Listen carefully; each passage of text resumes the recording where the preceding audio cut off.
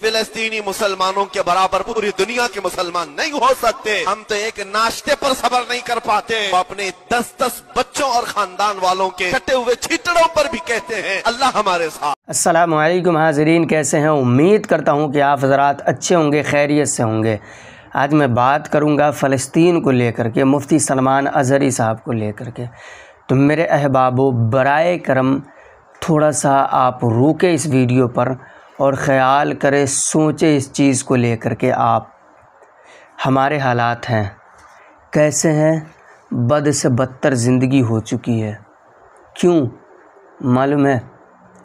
एक तो सबसे पहली बात, अभी मुफ्ती सलमान अज़हरी साहब की बात करेंगे, वो खैर बाद में, लेकिन अभी फ़लस्तीन पर बात करते हैं हम लोग।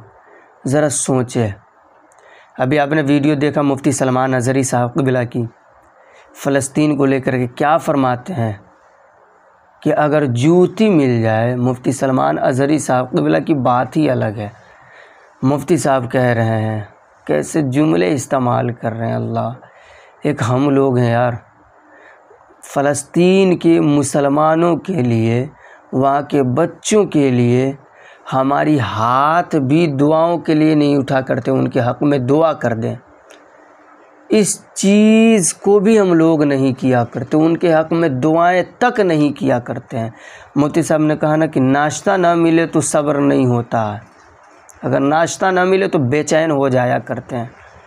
और वो लोग तो अपने बच्चों के लाशों को ले कर के क़ब्र के हवाले कर रहे हैं, लेकिन एक मर्तबा भी अल्लाह रब्बुल इज़्ज़त की बारगाह में कोई शिकायत वाले जुमले तक इस्तेमाल नहीं किए। वो भी मुसलमान है ना, हम भी मुसलमान हैं ना। कैसे हमारे हालात इतने ख़राब हुए हैं, इतने बद से बदतर क्यों हुए हैं? आखिर वजह क्या है? हम यूं ही हालात हमारे रह गए जैसे अब अभी फ़लस्तीन पर हुआ है ना, उसी तरीक़े से अगर यूं ही हालात हमारे रहे ना तो ऐसे मामलात तो नहीं होंगे। लेकिन जिस तरीक़े से हम लोग ख़ामोशी को इख्तियार किए हुए हैं ना, जैसे मुफ्ती सलमान अज़हरी साहब वाले मामलात आ गए हैं, वैसे मामलात तो नहीं आएंगे। लेकिन हमारे घर में घुस करके, आपके घर में घुस करके, आपके माँ बहन, बेटी बहन पर, उनके इज़्ज़तों पर हाथ डाले जाएंगे और आप एक नामर्द की तरह से घर में बैठ करके सबका तमाशा देखते रह जाएंगे।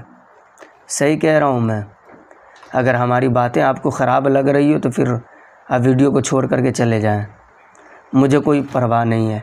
लेकिन मैं सच कह रहा हूँ, और चंद ऐसे मुसलमान हैं जिनका खून उबाल मारता है। जैसे मुफ्ती सलमान अज़हरी साहब के शुरू वाले मामलात, शुरू में मुफ्ती सलमान अज़हरी साहब क़िबला को जब गिरफ़्तार किया गया तो मैदान में खड़े हुए, रिहा करो मुफ्ती साहब क़िबला को, रिलीज़ करो मुफ्ती साहब क़िबला को। लेकिन जैसे जैसे बातें पुरानी होती गई, सब लोग मुफ्ती साहब क़िबला को भूलते चले गए। अब किसी के ज़हन में मुश्किल से कहीं याद हो, नहीं तो सब लोग भूल गए।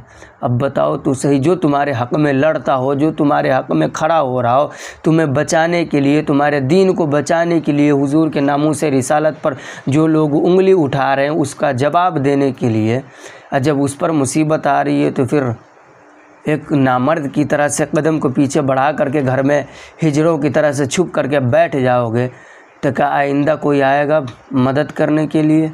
नहीं आएगा, कभी नहीं आएगा।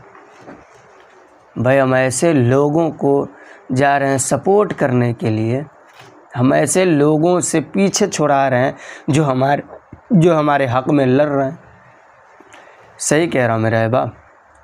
वो बुज़ुर्गों ने कहा ना कि, मैं ख़ुद नहीं कह रहा हूँ, वो बुज़ुर्गों ने कहा है कि जिस कौम की इबादत गाहों को तोड़ दी जाए, उनके इबादत गाहों को छीन लिया जाए, अगर वो कौम घर में घुस करके रो रही हो, अगर वो उठ करके अपने आवाज़ को नहीं बुलंद कर पा रहे हैं, तो फिर वो कौम ज़िंदा कौम नहीं है, वो मुर्दा कौम है। और वही हालात हैं हमारे मस्जिदों को तोड़ा जा रहा है, मस्जिदों को तोड़ा जा रहा है, मस्जिद मदरसे सबको शहीद किए जा रहे हैं, लेकिन ज़बान तक नहीं हिल पा रही है। खैर, इन तमामी चीज़ों को लेकर के आपकी क्या राय है, बराए करम कमेंट बॉक्स में ज़रूर बताएं। फिर मिलता हूँ अगली वीडियो में, तब तक के लिए खुदा हाफ़िज़, शब ख़ैर, अस्सलामु अलैकुम।